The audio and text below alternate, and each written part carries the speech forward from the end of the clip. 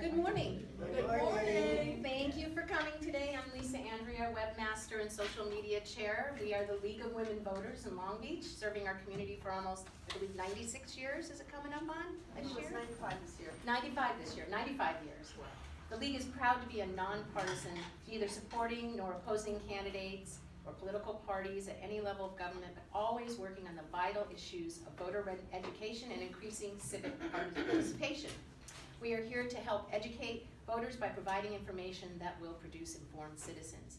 Please visit our website, lwvlongbeach.org, for more information, links, all about our events, and lots of pictures for everybody to see. Today we are discussing the use and abuse of language in political journalism, since an informed public helps us make educated decisions when placing our votes. We have a speaker, Saltzgaver from the Grunion Gazette, who will give us the journalist and editor perspective of news in our current environment. The topic covers a wide variety of issues, but the general dynamic is how political journalism is ever evolving over time, especially with the advent of the 24/7 news stations that depend on ratings, the increase in using social media to get your news, and the new ways in which our current administration and many senators and representatives use the tools to communicate.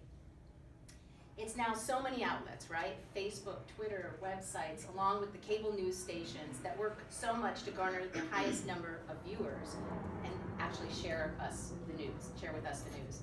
I wanted to, before we get started, cover some information that I gathered from a book called Blur, How to Know What's True in the Age of Information Overload. It's written by Bill Kovac and Tom Rosenstyle. While it's written in 2010, it contains some great information. One is how our news outlets are now categorized in 4 distinct models. See if you recognize how each one fits in what you see today in the media outlets and our broadcast news. Journalism of verification, a traditional model that put the highest value on accuracy and context. As recent as 2000, journalists were asked what the most important aspect of their work is, and 100% said getting the facts straight. In most of our traditional and oldest publications, journalists fear getting the facts wrong as a basis for even getting fired. This particular category includes publications and/or journalists that present their verified sources, and you can tell that the journalist has not accepted things at face value, but rather they've dug deeper in the process to gain the correct information. Then there's the journalism of assertion, a model that puts the highest value on immediacy and volume, and in doing so, tends to become a passive conduit of information. Brought on by the 24/7 news stations that started in the 1990s or so, placed value on being first in getting the news out to the public, and less importance on vetting and verifying the information. We saw this recently with the young man from Covington School who stood up to the American Indian, and how some information people were quick to put it out and really didn't have all of the facts straight. That picture went viral, like I said before, all the entire situation was made public and really you had all the facts about it. Journalism of affirmation, we're getting a little deeper here now. A new political media that builds loyalty less on accuracy, completeness, or verification than on affirming the beliefs of its audiences, and so tends to cherry pick information that serves its purpose. This is the new format of a talk show star posing as an anchor to share news. It's more about keeping the loyalty of the viewers in order to keep ratings up. And then there's interest group journalism, which includes targeted websites or pieces of work, often investigative, that are usually funded by special interests rather than media institutions and designed to look like news. To expand on this 4th interest group journalism, this particular model has been amplified to include Facebook posts, as shown in the 2016 election period, that were created to influence voters, and many stories originated from outside the United States and were not accurate or even true. The First Amendment protects everyone's right to freely write or broadcast what they choose, but it's the ever-increasing methods and approaches to the way information is shared that is making deciphering what is true that much more difficult. As your local League of Women Voters organization, we make a commitment to work hard in providing accurate information to our members and the public that attend our meetings and events. Let's get more into this subject. I'd like to introduce Jane Adair, also a League of Women Voters member. She will talk to a very destructive method of communication that has recently surfaced in our media. Thanks.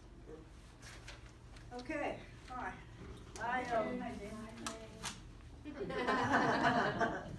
So, I'll tell you how I got to what I was how I got to this point. My friends, and I would watch television, and people get all caught up in the rhetoric. And they be going, geez, I can't stand it, must be wrong. How many years ago was that right? Is that correct? And for me, I finally figured out there was some pattern here. And then I read a book. It was called Gaslighting America. And it was on the speaker, Amanda Carpenter, was actually Republican-oriented journalist. And she came up with a certain pattern of how our president and some other people, and then of course lawyers for one, speak and what their approach is. So that's called gaslighting. And because I really would rather let the rhetoric go and go for what the issues are. I mean, I'm a teacher, so, you know, I wish someone was interested in reporting on what's happening in education, more reporting. So anyway, this is called gaslighting, and I'll tell you a couple definitions of it. One is, it's a lie told in such a way to make people begin to feel like they're crazy. So tell me. Yeah. Is that what happens sometimes when you do? That's what happens. Like I just switched channels now. I used to no, I thought it was this, no. Okay, the other thing is it's a psychological term. What happens when a manipulator lies so brazenly that people end up questioning reality. What do you think about that one? Maybe I could sit down now. Anyway, so in this book they talk about a four-point process. One is you start with some kind of claim or some kind of something. The book uses the birther debate on Obama. So it's like latching onto some kind of claim, something, and then agree with it or disagree with it, but first, let's just say disagree with it first, and then the next day agree with it. And then maybe agree with it again, and then disagree with it. So as you can see, the idea of what reality is being played with. That's what I would say. So then, oh, these are so great, I love it. So then the next part is to create suspense around it. Oh, well, you know, maybe oh yeah, well, we're looking into it and we hear that in Hawaii, they're coming up with a birth certificate. So that's like, so maybe it's true, you know, maybe I have that information. And then is to discredit the opponent. So what happened next? Trump says Hillary Clinton invented all of that. She did it. So so rather than get into it a lot when I actually watch TV, when I see it coming, I just switch stations. So. But that, if you notice that, then maybe, because people are still, my friends are still getting caught up in the rhetoric. And so, yeah, sometimes I do too, but, you know, I like to think, well, okay, next. And then the other thing, this is kind of a short talk. The other thing I found was there's a woman named Linda Q, who's a fact checker for the New York Times. I don't know how many, I read that most days. And she says that four of the things you need to look for, one is repetition or inflation. Like, how many times have we heard whatever the word is, I can't remember now, that was used to describe Hillary? Over and over. Crooked. Well, I was hoping to forget it. I mean, I do forget things, so that was one thing I was glad that I kind of forgot. Crooked Hillary, how many times was that said? Repetition. And then vagueness. vagueness with details. And so I'm a teacher, that just drives me nuts. I'm a detail person, I like to be able to see how it's backed up, but very little detail comes out. Like, look at the border, oh my, there's such a crisis there. Well, there's that big, the border crisis, and then there should be all this detail, in my mind. So, how do you show that? How do you prove that? What are your, if you don't like statistics, okay, show me some pictures. But show me something besides that particular statement, which kind of goes to repetition also. So that's vagueness, vagueness and almost no detail. That, like I said, drives me nuts. And then like inventing people that are the problem, it's their fault. They tried with Nancy Pelosi, and I guess she failed as a straw man or a woman, so, oh well. She got a hook for somebody else now. So I just thought that I would bring those up, and because I like to watch for them when I read the newspaper, which I still do, probably 3 a day. Is that embarrassing? Anybody else? 3 newspapers a day, and then I watch TV, but with a quick flick, so I don't have to watch things I don't like. So that's what I have to add. And the other thing I'm doing today, we can all take a breath because that's kind of like we're going into the local news now. I wanted to introduce Harry Saltzgaver. Some of you know him. He's the editor, right? Publisher and editor of the Grunion Gazette. Just the What's your facts? I thought it was. Let's see, what did I do there? I was vague, sorry. Anyway, I thought that one of the things that would be really cool to have, so we can think of it big and broad and national and international, all the things that happen. But what's going on locally? Not only locally here, but locally like everywhere else in the United States. What has happening to our local papers? So, I hope I got my facts right. I'll go, excuse me while I go check them all. Okay, so you've been the executive editor of the Gazette newspaper since '92. This is from the Water Department. Because he's also a Water Department, on the Water Department Commission. And was part of the Long Beach Park and Recreation Commission, and part of the Goodwill, and the Grand Prix. I mean, we've got a real local expert. It's really cool. Some other things were Women's Shelter, the Precious Lamb Preschool, Public Corporation for the Arts, and the Long Beach Chamber of Commerce. So I thought that he'd be a great person to have. There's a couple of Grunion Gazettes over on the table, plus some books of his that he's written for you to look at. So, Harry, please.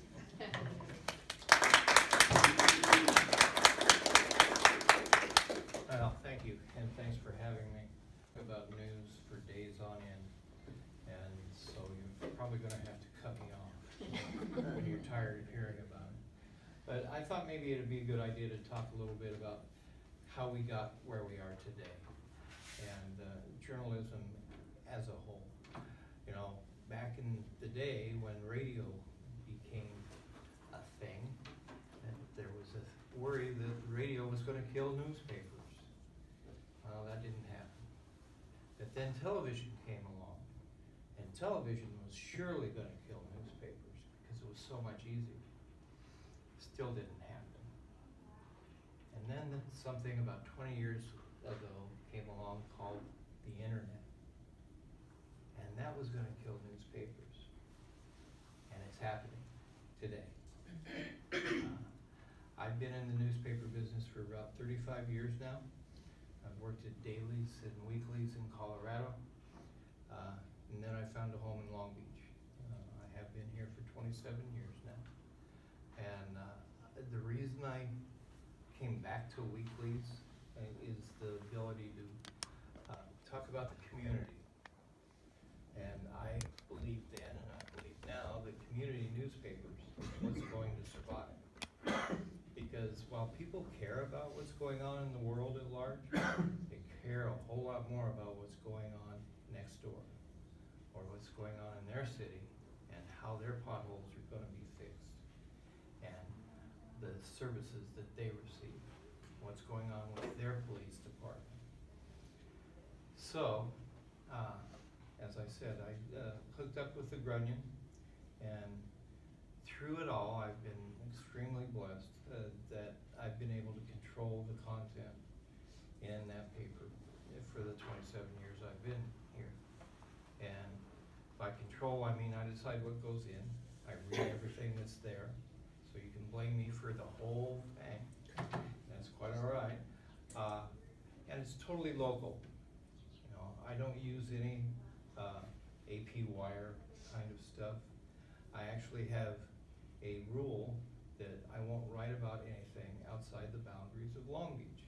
And trust me, I get a lot of flack over that, because Long Beach people do things outside of Long Beach. It's very true. And I have broken my own rule occasionally when somebody does something really big. But we do talk about the community specifically. But how did the internet do what it's doing today? And what it's doing today is, I think, killing communication, killing credibility. What it did, basically, is it allowed everybody in the world, although the United States with its more affluent folk do it more easily, to have one of those. It's called a website.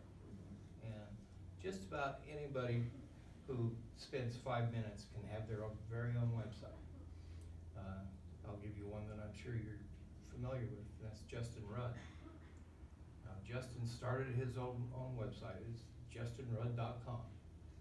And I won't tell you how many thousands of people go to that website now, because it's a little scary.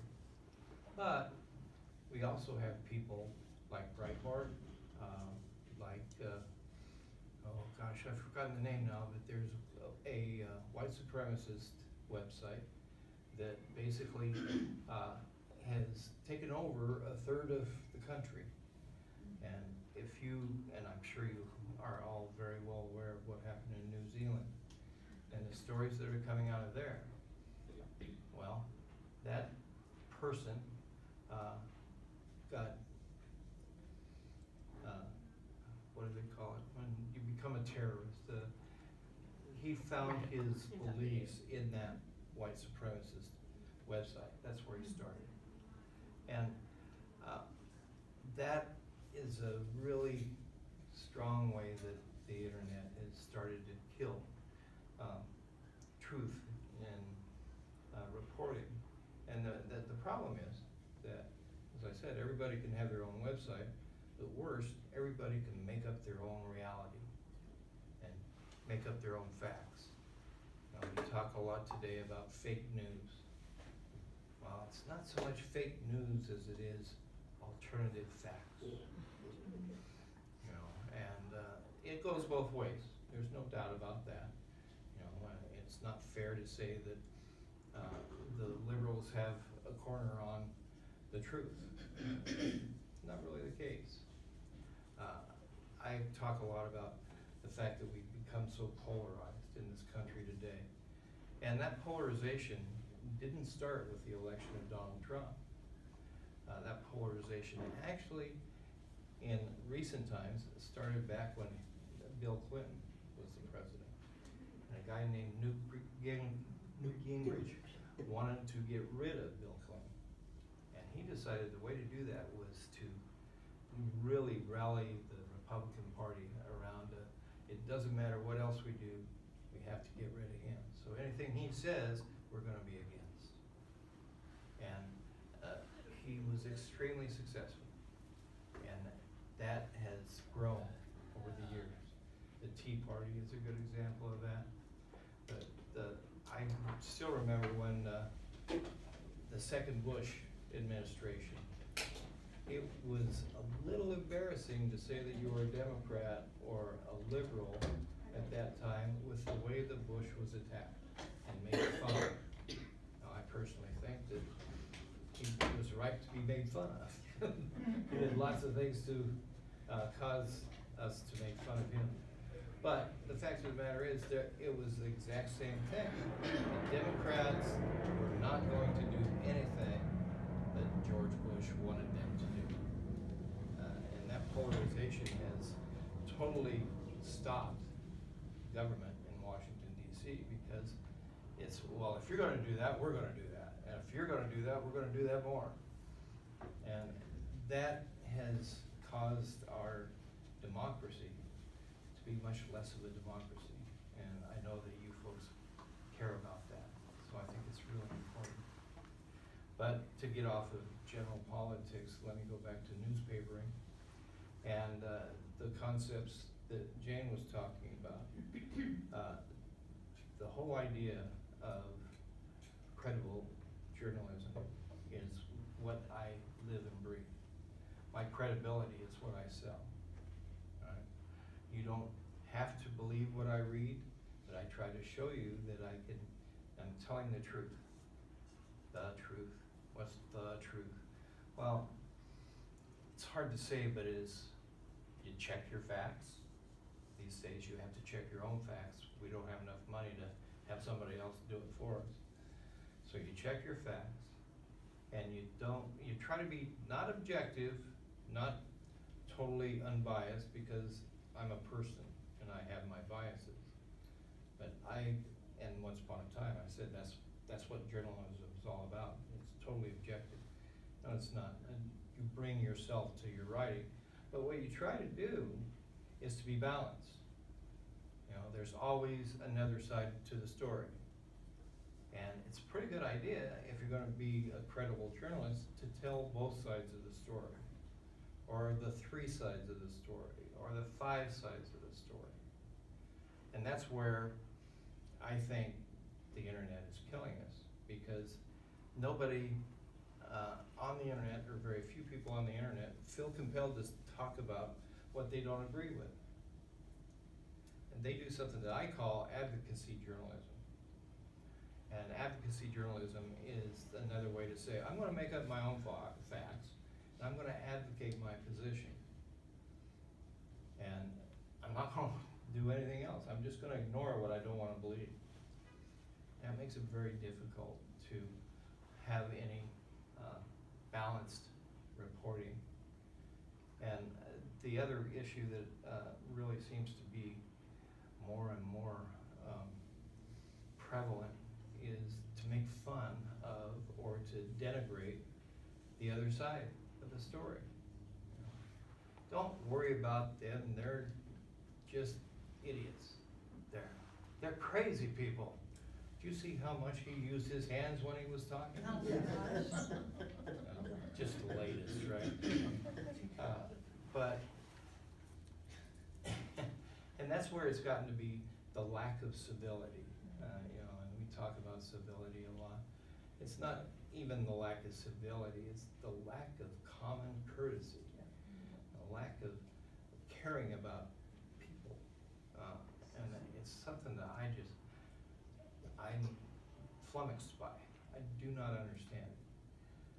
I think we're fortunate that we don't see that locally, which is what I'm all about. We don't see Robert Garcia saying that Susie Price is an idiot, right? They disagree on a lot of things, but they respect each other and they respect the opinion. I've got a problem respecting opinions of some of the people in this community because they haven't earned that respect. And in fact, it's the other way around. How many of you actually watch the city council meetings or go to the city council meetings? Not recently. Okay, well, you're doing well for your own peace of mind, I will tell you that. But I unfortunately have to watch them. And been watching city council meetings for 35 years. And we have people that sometimes are called gadflies, and they are the local equivalent of Mr. Trump's troops. They make up their own reality. They are focused on specifically one thing and nothing else, and that's what they talk about. And they disrespect the people in the room, disrespect the people on the dais, and they don't care because they're right, and everybody else must be wrong because they're right. And they take up a lot more time than I wish they would, but that's democracy, right? That's what we say. Democracy is messy. Democracy is the worst government around, except for all the rest. Right? And like I said, I can talk about the freedom of speech a lot too, and that's very key to me. But let's go back to fake news and go back to the words of what's going on today. Again, let me say that locally, we really haven't seen that problem very much. But California itself is becoming more polarized when you talk about the state. And the whole sanctuary city issue has really begun dividing the city. I'm sorry, the state. And that's a difficult issue because if you go to the Imperial Valley, if you go to the Inland Empire, if you go to, and this is personal, Kernville, up on the Kern River, you will find that they don't understand why you're doing anything to help illegal aliens. They've broken the law. It's as simple as that, and that's where everything stops. Well, unfortunately, they and we, I should say we, have begun using the same polarizing language that we see on the national scale. You know, when we talk about the people who are on the other side, it's how in the world can you allow those lawbreakers, those criminals, those rapists, those murderers, those drug dealers to be part of our community? And how can you justify spending my tax money to help them? We've got it here in Long Beach.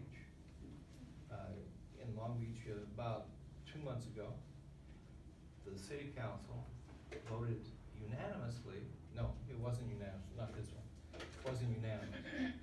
They voted to set aside $250,000 to help pay for the legal fees of immigrants who are fighting deportation. $250,000 of the city's money is going to pay for the legal fees for those who are fighting deportation. I say that twice because that's something I don't think you would have seen here 20 years ago. Renee will tell you about it, I'm sure, but you know, you would not have seen that. You wouldn't even seen that discussion come up. Is that a bad thing? Not necessarily, but it's a polarizing thing, definitely. So let's talk now about words. What's the easiest way to win an argument? You're wrong and you're an idiot. How can you even pretend to know what you're talking about? That's how you win an argument quickly. And you certainly don't talk about, well, this is the reason I feel this way. This is the reason why I believe this way. They're people. They're humans. We have an obligation, a moral obligation to deal with them humanely. And not deal with them, to deal with what we do as a society humanely. You don't hear that very often, except when you're talking to people who believe like you do. And we talked talked a little bit about that, Jane did, and I believe you did too, about what I call the echo chamber. And this is really where social media comes in, big time. And it's become a very major debate. When you start talking to people who believe the same way that you do, and you can read, well, the Jewish people, they're the ones that are behind all of this. They're the ones that are supporting the illegal immigrants. Actually, on the way here, listen to NPR. I'm sorry, I listen to NPR. But they were doing a story about how, and help me, the name of the billionaire, Soros, yeah. How Trump's people were able to, said that Soros was the one financing the caravan that was going to storm the border and take over the country. And it was all because of George Soros. It was all his idea. And he's the one that went down there and got all those people to say, oh gosh, I don't like it here, I wanna go somewhere else. Well, that was part of the echo chamber. You have people saying, oh, listen, somebody's gotta be doing it, right? And Mr. Trump said that it was George Soros. And Kellyanne Conway said it was George Soros. And Newt Gingrich said it was George Soros. So it's all his fault. And oh, he's Jewish. I wonder if it's a Jewish conspiracy. Yeah, oh yeah. So we go on Facebook and say, has anybody else heard about this Jewish conspiracy? Well, who are your friends? The people who think there's a Jewish conspiracy. And then you bring others into that little circle when somebody just kind of Googles Jewish conspiracy. So up comes all of these arguments that there's something going on. And social media has caused that. The incident, the tragedy in New Zealand. You know what that guy did? He live streamed his shooting spree. He put a GoPro on top of his head and live streamed it on Facebook as he was shooting. Why? Because that's how he was going to get famous. You know, how do you deal with that? You know, even, and I'm not a great Facebook fan, and I do think they're doing a lot of things wrong. So I can't blame Facebook for having that platform there. But how do you stop that? Well, I guess we're going to not let them say that anymore. I guess we're not going to let them do that anymore. You know, those neo-Nazis, they were talking at the college campus the other day. How are we allowing them to talk? Well, guess what? It's called the First Amendment. That's right. And don't look now, but when the other side gets in power, I have to go back to Washington, Republicans versus Democrats. When the other side gets into power, they're going to do the same thing to us that we're doing to them. And pretty soon, we don't have a democracy anymore. We have a civil war. So, I'm not sure if I've actually talked about what you wanted to hear. But I will talk a little bit more about the Grunion itself and community newspaper. Iris and I were talking beforehand, and I guess she's your resident journalist. And it's always good to talk to somebody who's a journalist or has been a journalist. The ramifications of the internet and the advertising dollars, that's really what it was. The advertising dollars that were taken by the internet, Facebook, Twitter, is what killed newspapers, or is killing newspapers. It's not the fact that other people have websites, you know, that's fine. Huffington Post, you know, all of those folks they found a reason to exist. But it's the advertising that was still. Does anybody remember Craigslist? Yeah. Craigslist by itself killed my classified ads. Just by itself. There was no reason to advertise in the paper when you could advertise for free online. You know, it wasn't 5 years ago, 10 years ago maybe, that when you wanted to rent an apartment in Long Beach, you had to go get the Grunion. Because that's where they were advertising those apartments. I've got maybe a page of classified ads now because people Google it. And people who have apartments put it online for free. Why would I pay for an ad? The same thing's been true with realtors, and to some extent. And car sales. Yeah, I mean, car sales are newspapers crazy. used to have all the car, Right. car deals. At grocery stores, and you remember when you had like that thick of grocery store ads in the paper? I don't do that anymore, and they sure don't do it, what we call ROP, run of press, in the paper itself, so I can actually have a few more news pages. They don't do that anymore, because they do it on social media, because they do it on the internet.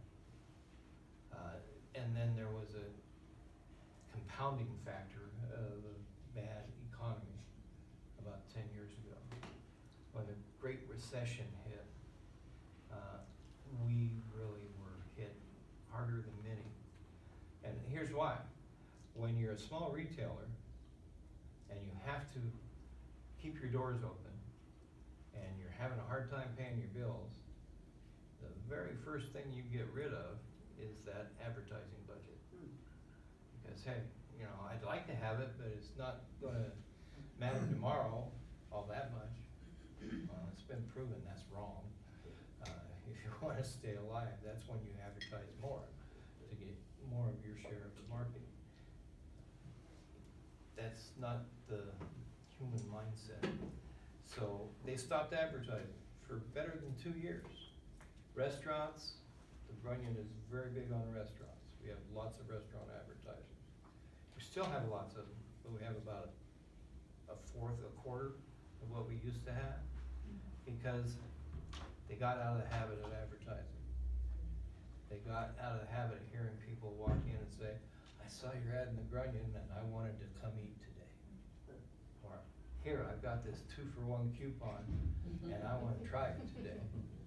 You know, 20 years ago, it used to, sidetrack here, 20 years ago, it used to drive me crazy. We've got news racks, or news boxes right in front of our office, right? So people would walk up to the news box, get a paper out, and tear out Heidi's frozen yogurt, or frozen yogurt, or whatever it was. Tear out that coupon and then put the paper on. Drive me nuts. You know, a lot of those people actually had to read the story that was next to the coupon. Caught their eye. And that was always our argument. The Grunion was successful because they read it cover to cover. Well, I'd like to think that's because I'm an amazing writer. But the fact is that they were looking for ads. They were looking for bargains. They were looking for deals, or looking for what does my friend the barber have in there today? And it's not there anymore. Now we, like most newspapers, have a website, and we spend a ton of time on that website. The last person I hired, and God, I can't remember the last, it feels like forever ago. I actually hired her based on her social media skills. I was convinced that I could teach her how to write, but I couldn't teach her about social media because I didn't know that much about social media. And it's worked out pretty well, frankly. I was able to at least teach her to put a period there. That kind of stuff. But it has changed. And you know, I hear so much about, well, people don't read the newspaper anymore. Well, that's not really true. And gosh, the kids don't ever read the newspaper anymore. Well, that's not really true either. Some of them do. And some of them say, gosh, I was able to spend my time without staring at the screen, go away and come back and take it to when I was standing in line at the DMV instead of this, you know. Have you tried to read on these things? Maybe it is a generational thing after all, because the type is really little. You know, other than that, you have to scroll for every 30 seconds. But the fact of the matter is, people care, but they care more about what they can do something about. And I know I've been frustrated, I suspect you've all been frustrated at what you see on the national news. Because how much can I do about that? But when you see they're gonna spend $1 million studying whether we're gonna put a Major League Baseball stadium in, you might be able to talk about that a little bit. You might be able to write a letter and have a little something to say. Or you might get really involved and join the League of Women Voters. Or you might do something really crazy like run for office like Renee did. You know, you can do that locally. As much as I think that I could govern the country better than Donald Trump, I don't think I could get elected tomorrow. So I'm not really gonna worry about it, and that frustrates me. I mean, I can lose sleep over what's going on and how I can't do anything about it. Or I can try to do something locally to make my community a little bit better. And that's why I'm on so many boards. That's why I try to promote nonprofits in the city, try to make sure you know about the things they're doing and the ways they're trying to get you to give them some money. It's fun to go to a party and think you're doing something good too. You know, that's what community newspapering is all about for me. So, I'm probably talked out, but I do wanna have what's called interacting with the readers. And they tell me that's important. So if you have questions or you have comments, yeah. Oh, I just wanted to say that I really like Pinch of Salt. It's a wonderful column every week. Thank you. The reason that I started that, it's called a personal column, is to put a face to the paper, to let you know that actually a person just like you is doing this stuff. You know. And sometimes I've got into trouble over that, especially with my wife. It's been fun. Thank you. I appreciate it. Yes. Is there anything that we can do when we see, like to decipher what is the truth? Is there a way for us to be able Yeah. to do some research? Yeah, that's one of the things I forgot to talk about. I said that I sell my credibility, and that's what you're looking for, are credible sources. You know, Jane said she reads the New York Times. Well, they're a credible source because they've been around for so long, and they've proven to you that they research their subjects, and they're telling you the best thing that they can tell you. One of the big things, when you read a story, if they have opinion stated and they don't attribute that opinion to anybody, okay? That's the basic of objective journalism, balanced journalism. You know, I can have Robert Garcia say, the Angels are the best thing since sliced bread, and then have Ann Cantrell say, yeah, but you're gonna kill 3 birds if you kill them. You know, but I say both of those things, and I say who said them. You know, if you see lack of attribution, that's called an opinion. And it's the writer's opinion instead of the reader's opinion. And then the other thing, like I've talked about the New York Times, is how long they've been around. How long have they been proving to you that they're trying to be honest about their reporting? And I like to think that 27 years is long enough to be around, and people believe me when I write. Go ahead. I'm in 2 years, whole concept of the newspaper is the journalism is the enemy of the people. Fake news is existing. All the stuff which is already just permeated our culture. Yeah. And I just don't, Yeah. I don't know if we can ever undo. Right, no, and that's really a big concern for a lot of people. And the news is the enemy of the people has literally made it more dangerous to be a journalist today. Literally made it more dangerous to be a journalist. Yes. And that's good, and I think that sometimes we have a tendency to believe what we want to believe. And one of the things that I hope media is able to do is to cut through some of that. And I've been watching a couple of science things. I used to be a science wonk a long time ago. The whole idea of immunization causes autism. That they have not been able to prove that. It started 20 years ago with one doctor saying one thing. And it just went on and on after that. And we had a measles outbreak just last year. And another one's going on this year. So, you know, yes.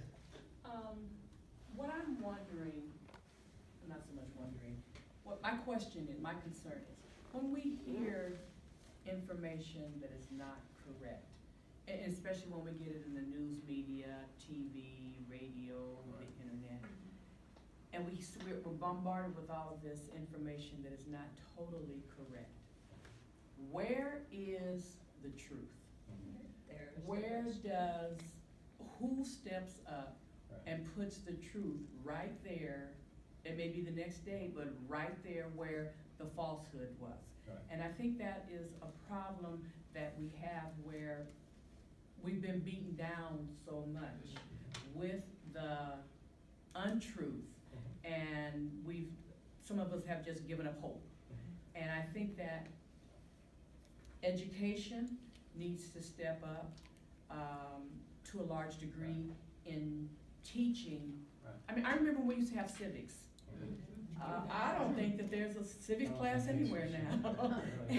So we don't know how government is supposed to run. And let's just face it, we're maybe one or two are under 60 here, but, and who's gonna listen to the rest of us, but where do we get the column, for example, in the Grunion? Where do we get the column with the sort of untruth, and then the column with the truth, the facts, like Linda Key, or is that how you pronounce her name? Linda from New York Times. She's a fact checker. Where's the fact checkers for us?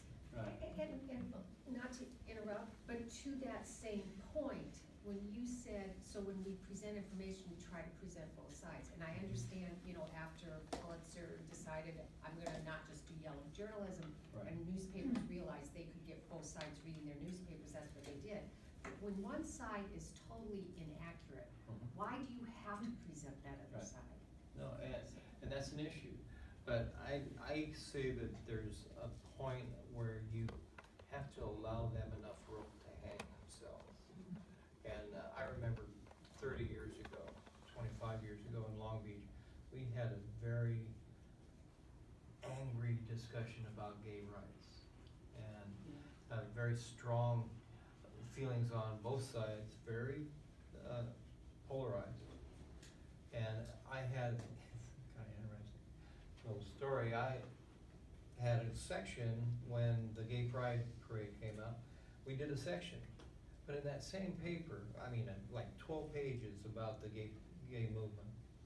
In that same paper, we had a church that wanted to advertise that they were having a family day that day, and if you didn't want to see the whole gay community, come to the church for the family day. Well, the day after that paper came out, I got calls from activists in the gay community saying, we're never going to read your paper again because you took that ad. And that's what I would call polarized. you know.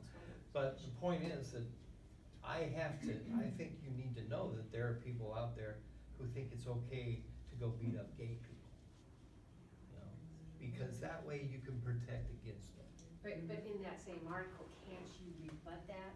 You can say this is the other side, but Right. science has shown or whatever, that this is Yeah. absolutely incorrect. Right, and that's what we should be doing. I have to say that today, we don't have enough people to do it.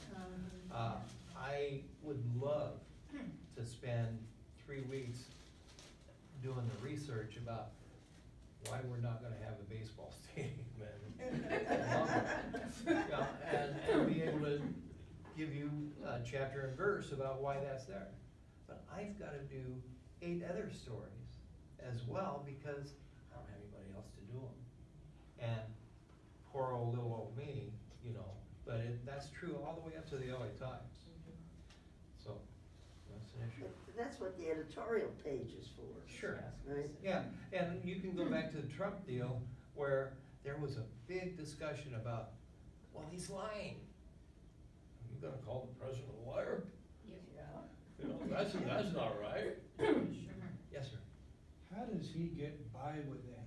It seemed that during the campaign, if Hillary Clinton so much as cut wind, she was, you know, a horrible, evil Right. space agent. He would get up there, lie, and oh, he's just being Trump.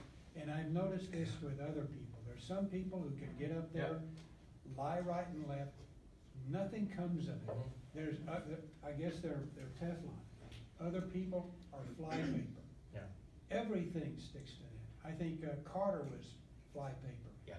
If Mount St. Helens had gone off on his administration, he would have been blamed for it. Why is this? How do some people get by with it and others are just You know, hit if hard? I had the answer to that, I'd be running the LA Times. or Can the, I add on to that? Sure. It seems like it's taken journalists a long time. I mean, I'm starting to see it more where they actually say, he lied. Right. It was always misspoke, misstatement, Mhm. an untruth. Right. Why was it so hard to say these top officials have lied? And I'm probably gonna get in trouble for this, but it was a sense of false civility. You know, all right, he's gonna be a jerk. I'm not gonna be a jerk and call him a jerk. You know, and I think there was some of that going on. But these days, and I love NPR because of this, they literally have fact checkers during the State of the Union, checking what he has to say. So, and hopefully that's a new way to do that. One time when I was in New York, I went to a journalism conference, and among the speakers, the panelists were Chris Hayes and also Jane Meyer, Mike, yeah. and she made the comment that you didn't, for the New York Times or the New Yorker, you didn't write, the grass is green until you had documentation. Mhm. Nothing Yeah. was taken for granted. Well, but then you have somebody who says, that, you see what they wrote there? That makes them the enemy of the people. Cause I don't like what they wrote, so they're bad people. The LA Times went after Trump big time. And so now the LA Times is terrible. It's fake news, right? Anything that they say. Okay. Well, I was, the gaslighting people say that it's necessary to understand what's happening and with the words. And that's the way, the more people that understand it, then that's the only way to get rid of it. But I had another question which changes it a tiny bit, because I was interested that we at least get this in, about how, your newspaper is now connected to a bunch of other newspapers around. I wanted to, because it used to be independent, is that true? Yeah. Can you comment about how that Sure. kind of Yeah. change Well, happened? it's kind of what we're seeing across all sorts of businesses today. Conglomeration is the way you make money.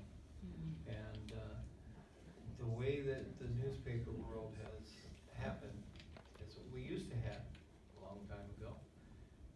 Individual people who own newspapers, right? And, the Grunion is one example of that. When I got here, a couple named John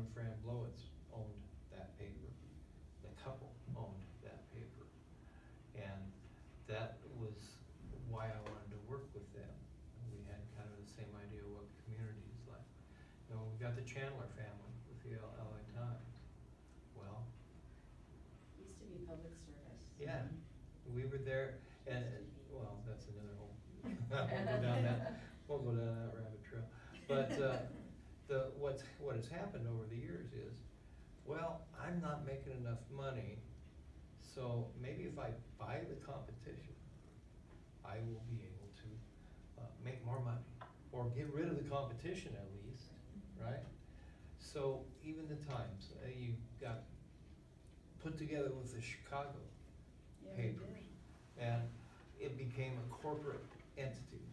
Well, I'm a little microcosm of that, because after I got here, and it's solely because of me, the Grunion was extremely successful. And after about 10 years of me being here, we were selling a ton of ads. We were just beating the pants off the Press Telegram. And a guy named Dean Singleton had purchased the Press Telegram. Now, Dean Singleton was well known for gutting newspapers and putting them back together again. Besides. Yeah, and that's how he made his money. But it became clear that he wasn't gonna make money in Long Beach until he got rid of the Grunion. So he came to John and Fran Blowitz and made them an offer they couldn't refuse. And they got so much money. They sold it right at the peak. You can say, and I know Renee knows him pretty well, you can say some bad things about the Blowitzes, but their timing was incredible. Because almost literally, the week after they sold the paper, things started going downhill with the internet and the whole bit.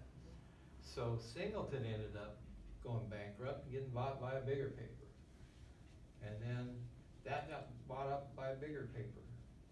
And suddenly we became something called Digital First, and they own papers all over the country, big papers and little papers.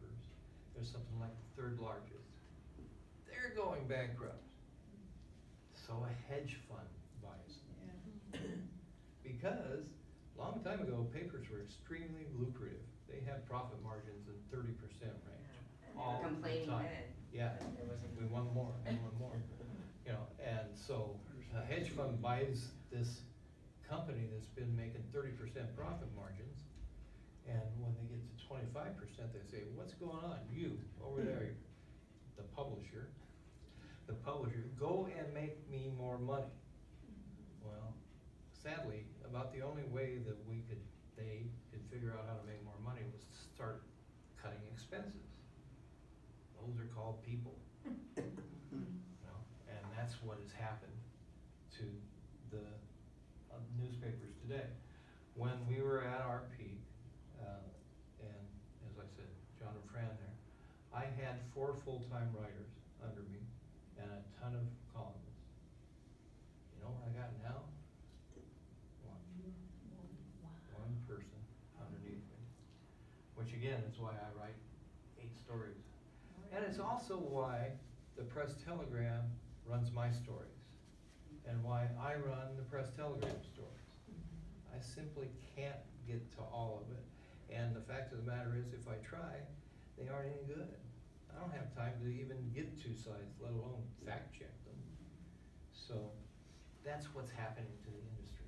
What do you think of this business with the Washington Post, Jeff Bezos, and the National Enquirer, where they're using a news media company like the National Enquirer to go after newspaper owners? Well, I have to say that that's the world we live in today. The National Enquirer is an aberration. It is not what I would call journalism. And interestingly, they've actually broken some pretty good stories. But when you can have presidential candidates say, I want you to go buy this person's story because they're gonna wanna explode it, and then don't do the story. So, you know, it's attack dogs all around. It's just, and I don't know. Sorry. I wanted to say something to come back to the language, because most of the language, that Trump uses is very imprecise and, like, no one really knows what fake news means. It can mean anything you want it to be or anything he wants it to be. But yeah, it's become insidious. It's become part of our everyday language. Yeah. And I'm, for my part, I try not to say that word, fake news, because even the other liberal side starts using it like in reverse, claiming whatever they say. And I think we should just not use his language, keep it from entering the common everyday lexicon. It's already there, but try to do our part as an individual, not to perpetuate that kind of No, language. and I agree with you. I've heard liberals use it too. Yeah. Why not just say, that's wrong? Yeah. Just say, look, I agree with her, let's don't get down there and wrestle with the pigs in the mud. Let's stay above that sort of thing. Yeah. Because I think the public is getting sick and tired of the pit bulls tearing each other's throats out. Some other nations seem to have a team of sled dogs pulling the sled huskies. I think we need more huskies and fewer pit bulls, because pretty soon, all you're gonna have is one pit bull staggering around, gasping for his last gasp. That's gonna be the end of the pit bulls. Again, we can talk for Wipe each other out. 5 years about what's going on with our country today. What can the papers do about it? Yes, sir. I wanted to ask you, the first time, after all those years of competition with the PT, that they ran your byline and they were sharing your story, just wondering what that was like for you. And also, I'm curious, your take on Molina taking over the LB Post and all the investment and stealing people away and all that sort of thing. Yeah, well, a couple of things. First of all, you're right. I was beating Rich Archibald's butt too, while the Grunion's ad staff was beating the PT's ad staff. And that's what newspaper is all about. It's exciting to be the first person with the story. You hear about it, boy, that's great. I scooped them again. And when I'm a little one-person staff and I get the story and the Press Telegram doesn't, I felt pretty good about it. Well, it became a reality that they were gonna take it. They owned me. They wrote the check. I didn't have any choice. So I felt bad when my name started appearing in the Press Telegram. I still do. But when somebody comes up to me and said, yeah, I saw your name in the paper. I said, well, yeah, I'm kind of running. No, I'm at the Press Telegram. Boy, that must be pretty cool, huh? No. Now, it is pretty cool for my young writers. It is pretty cool for some of my stringers to see their name in a daily newspaper. That means they're getting some credibility of their own. Now, LB Post, that's a totally different thing. And if you don't know the LB Post, it's a website-based news outlet. And a couple of people, including Robert Garcia, and a guy named Sean Lamaki, had the idea that this would be a good idea about 15 years ago. And they tried to put together a local news website, and they did. And it started, and they had a lot of young people who believed in it, and they kept it alive just barely. And then Robert decided to become a real politician and knew that he couldn't, at least publicly, be a part of the outfit. And then tragically, Sean Lamaki died in a car accident. So, long story short, they struggled along for a while, and I won't tell you about Robert's continued involvement in that. But they were struggling along, and Cindy Allen, who owns an advertising agency, bailed them out once and came in infusion of money to keep it alive. But they were still paying minimum wage with 3 or 4 people around. John Molina, after discovering he couldn't buy the Press Telegram, and after the Molina's issues with their own company, getting booted there, and he's trying to recreate something, he got the LB Post from Cindy Allen for like $1.95. And and said, I'm gonna throw money at this thing and get a really honest, true to good news outlet for the paper. And he threw money at it. They've got about 15 people full-time and as news writers over there right now. They've done it for a year. And he has to be losing money hand over fist. He has to be at least $250,000 a year and maybe $500,000 a year, just down the drain. How he continues to do that, I have no idea. That's exactly what happened at the Orange County Register. A guy came in and bought it and said, I'm gonna throw money at this thing, it's gonna be great. And for a year or so, it was great. And he stole a lot of reporters from a lot of people and stuff, and then he went bankrupt. And they sold the paper to my company, who immediately laid off about 100 people. And that went on. The Post has professional journalists, some of whom I actually respect, not all of them, but I do respect some of them. And they're doing what they think they can do right now. I will tell you today that unless John Molina just considers it one of his charities, it's not going to continue the way it is today. They don't have any advertising. Very Although little. I started very little. following them like two years ago, Mhm. years ago, Yeah. you know, and they were kind of, for me, providing what the Press Telegram was at the time, you know, the Yeah, Rose absolutely. job. Yeah. So, yeah, I've been curious too about how it's been. Yeah, and you know, they've done some good stories, some good stuff.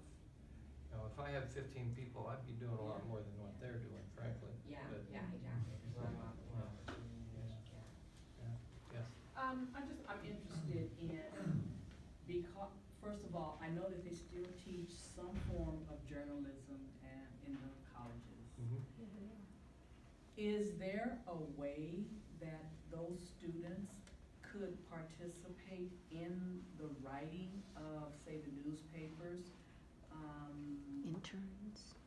As an intern, not so much, well, yes, as an intern or some position, not that they are, working for the newspaper or, you know, on salary, but it's gotta be, what I'm finding is that we don't have a lot of young input into the news. And we've got two colleges right here Yeah. in this city that have journalism departments. Are they taking journalism? There are for- Yeah. interns. Yeah, there's, now. Okay, there are okay. internships, and there's, you know, I have to say though. We even that take In the public, in the public? Yeah. I think a lot of newspapers too now will take, Yeah. you know, full stories Okay, that people all right. written, you know, a lot more of a, Right. yeah, community, you know. Yeah, because I have to say the farm system's getting pretty weak out there. Yeah, that's the thing. For a couple of reasons. Number one, most of those journalism students are broadcast journalism students, Okay. and a good chunk of them are social media journalists. And and I don't blame them, you know, and that's where the future is. I have a hard time looking somebody in the face and saying, print journalism's a great career. Yeah. You know, and it's hard to say that. And so that's one issue. They actually get a lot of experience in the college. Those journalism departments both turn out newspapers daily. The Cal State's got a daily paper, 5 days a week, I think, is what they do. And the City College wins awards all the time for their paper. So.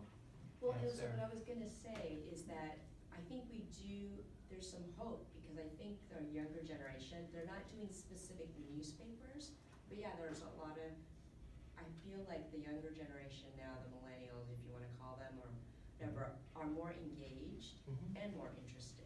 And so it may not be a specific newspaper, but Yeah. I think there's hope in that they can put their information out. They can Yeah. be the ones now that say, well, this is not what I experienced, or Well, tell what their about, stories. what about the stories that they do put out? Is there a way that, in other Get words, it out. I wouldn't get the Cal State paper or the City Right. College paper, Right. but I get the Grunion. Right. So should I be denied the information that they put in to No. their daily newspaper? No. Versus being able to get it maybe as a shared column in the Grunion? Well, I mean, and I'm not putting it on you, please. They have an online version. Yeah. I can get the online, I know, but you can get the. Yeah, I'm just asking this. This is what the situation is.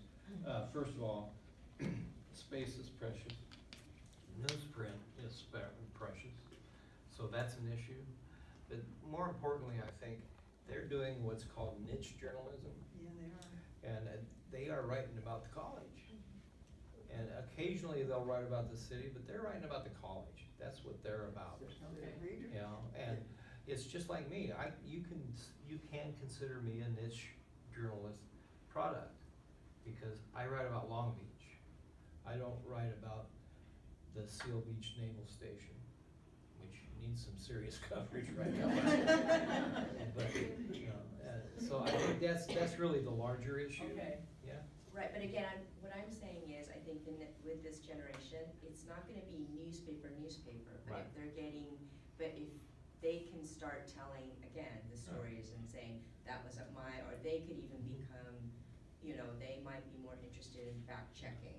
Yeah. And so it's kind of what I'm getting at is I think this current generation coming up has the potential to provide this balance. And again, it's not gonna be in this traditional way that we're used to getting. That's what I'm saying. I don't think it needs to be newspaper. The social media is circulating their information and what their experiences. And so, you know, we can't dismiss that as that's how we're getting information out. No, and I don't actually, think it's all terrible. I think this generation, or actually about 10 years ago going through, are more engaged than for about 30 or 40 years, a group of students, because they do have a platform to get their word out, much larger than the university. But, you know, I have to tell you this, when I was growing up in college, we were gonna change the world. Power to the people. And after a while, you get a little tired. I was, since we were getting on smaller newspapers, I live over near the Pyramid and that, but every week they throw a little Jay Beeler and That's is it every called other week. Bayside? No, it's Beachcomber, Beachcomber. it's like 5 pages. Yeah. Did he start that himself? I mean, is that the Well, kind of thing people do? that's another long story. He was in advertising, still is in advertising, and he bought it. It was a little kitchen tabletop, is what I call it, paper, Yeah, I think it was. neighborhood weekly, which is how the Grunion started, by the way. And he bought it allegedly as a kind of a toy for his daughter, and his daughter said, "I don't want to be a journalist." So he kept it alive. It's a bi-weekly, comes out every other week. It's 12 pages, and it's what I call a screed. What I mean by that is it's a platform for people. And there are 2 of them actually, who are just think the world's against them. Yep, I agree. And you know, I don't want to badmouth the fact that there's a paper out there, and he does cover some things for that neighborhood, but it's not what I call journalism. Yeah, I just wondered because all of a sudden I was getting it, you know, they. Told the company line, the party line, or else we're gonna come after you next election. It's You unbelievable. know, and that's really been one of the reasons why it's so divided in Washington today. It's too bad. Because they're scared that they're not gonna get reelected. Party's gonna come after them. Yes. I thought it was interesting that the Atlantic stopped allowing reader commentary on their online version because it had gotten so out of hand. Yeah. You're allowed to write letters to the editor now that will be screened, but they Right. just, because of the Yeah, incivility. well, that's actually one of the biggest problems with the internet, I think, is that you don't have any kind of control. And we had some issues with people, they try to dominate the comments, then they try to get off topic with the comments, and they try to call names all the time. And I don't know how many of you are aware of something called Nextdoor? Oh, yeah. Nextdoor is the worst thing that's happened to society. I just cannot not believe it, It's because terrible. there's no, responsibility, there's no, you can No say what. filter. No Yeah, filter. it's all about the criminals that are running around my neighborhood. Oh, Did you Just see horrible. that car with the guy in Well, the you know, dark hair? we're gonna stop this, this kind of up here and over there kind of conversation now, and you'll be here for a little bit? and Sure. Answer questions. Can I make a quick Oh, pitch? please, go. Yes. I wanna make a quick pitch. First of all, this is a great group, and I love the fact that you're engaged and you're doing what you're doing, and I wanna thank you for that. Second, read credible news sources. It's called the Grunion Gazette, and it's free, you don't have to pay for it, but you can pick it up, especially on the east side. If you're interested, and I'll just say this, there was a polite, civil, local leader, a decade or so ago. Her name was Beverly O'Neill. I wrote a book about her because of that, and her story is pretty incredible. The book's back there, and if you'd like one, they're $15. And I also have a book in my columns, which, you know, I've been told is pretty good bathroom reading. So, it's back there, so, but I will be around.